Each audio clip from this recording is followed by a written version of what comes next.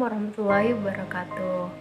Halo semuanya, perkenalkan nama saya Misbahul Muniroh dari kelas reguler 1 Program Studi Ilmu Administrasi Publik.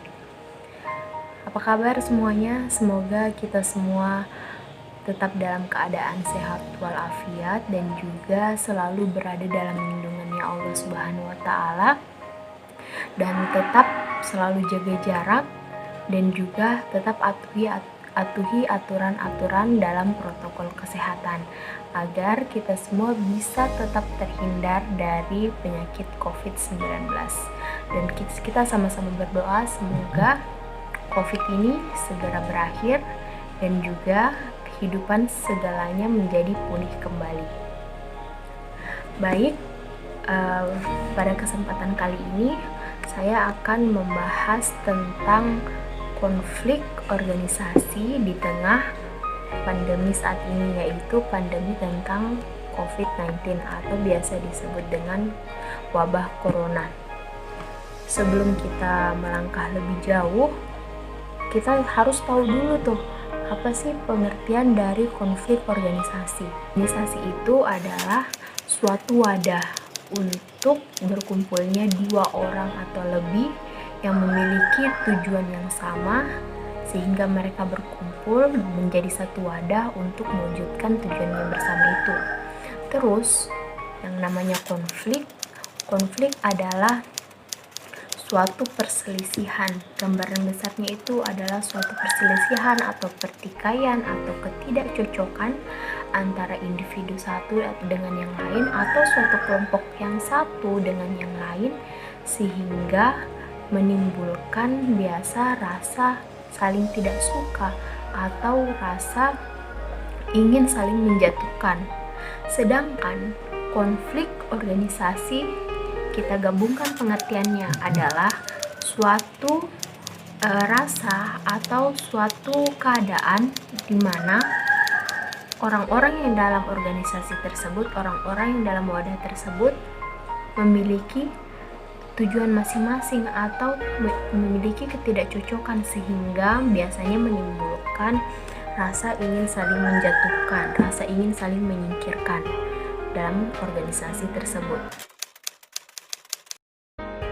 Nah, COVID ini sudah berjalan di Indonesia kurang lebih hampir setengah tahun atau 6 bulan lebih lah. Terus dampaknya itu apa aja? Jadi COVID ini nggak cuma berdampak pada ekonomi, kehidupan sosial, dan juga pekerjaan ataupun dan yang lainnya. COVID ini juga memberikan dampak yang sangat signifikan bagi kelangsungan dalam sebuah organisasi. Lalu dampaknya sih seperti apa? Orang-orang yang dalam suatu organisasi itu yang awalnya memiliki tujuan yang sama, bersama-sama mewujudkan satu tujuan yang sama, setelah ada COVID ini biasanya timbul rasa egoisme, timbul rasa memikirkan diri sendiri yang bisa menguntungkan untuk dirinya sendiri, tidak peduli apakah orang lain itu akan rugi atau akan untung. Contohnya seperti apa? Contohnya sekarang orang-orang atau lembaga-lembaga yang lain lagi gencar-gencarnya menyalahkan dinas kesehatan karena ketidaksiapan dinas kesehatan atau menteri kesehatan dalam menangani atau dalam mencegah COVID ini. Terus yang kedua, dinas sosial. Dinas sosial ini tujuannya untuk menyalurkan bantuan-bantuan sosial kepada masyarakat yang terdampak COVID sehingga kesulitan dalam mencari nafkah atau mencari pekerjaan. Yang ketiga adalah konflik dalam suatu perusahaan, organisasi perusahaan, di mana ada beberapa perusahaan yang melakukan pemberhentian kerja sementara kepada karyawannya atau bahkan melakukan PHK kepada karyawannya dengan alasan Di tengah situasi seperti ini, kita tidak bisa menjaga kestabilan ekonomi, sehingga mau tidak mau beberapa karyawan itu harus kita PHK atau tidak bisa kami gaji lagi.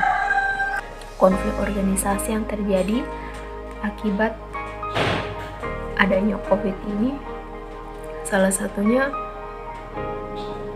yang ada di contohnya seperti ada di kampus.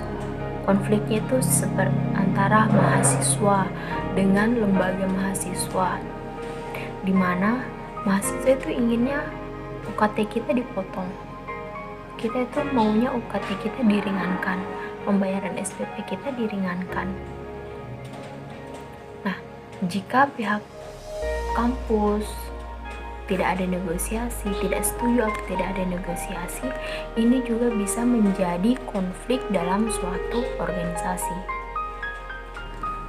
COVID-19 ini adalah suatu penyebab terjadinya konflik dalam organisasi yang berasal dari luar organisasi itu sendiri. Maksudnya, COVID ini adalah penyebab terjadinya konflik dari faktor eksternal. Sebenarnya, di masa saat ini, di masa pandemi seperti sekarang ini, bukan saatnya untuk kita saling menyalahkan, saling mencari siapa yang salah, siapa yang paling salah, dan siapa yang patut disalahkan. Karena pandemi ini itu benar-benar di luar dari kendali kita semua. Sekalipun ada upaya untuk pencegahan, tidak bisa 100% dapat teratasi. Ada upaya pencegahan itu hanya bisa meminimalisir dari dampak kerugian.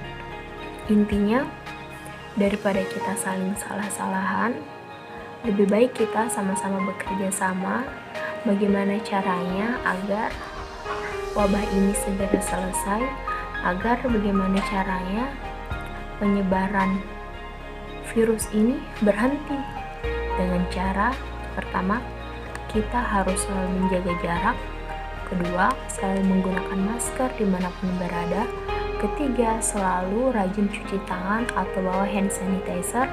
Keempat, selalu jaga jarak dengan banyak kerumunan orang. Dan kelima, kurangi untuk bepergian atau keluar rumah jika itu memang benar-benar tidak penting. Oke, demikianlah tadi yang saya sampaikan tentang konflik organisasi di tengah wabah COVID-19 ini. Mohon maaf bila ada salah-salah kata.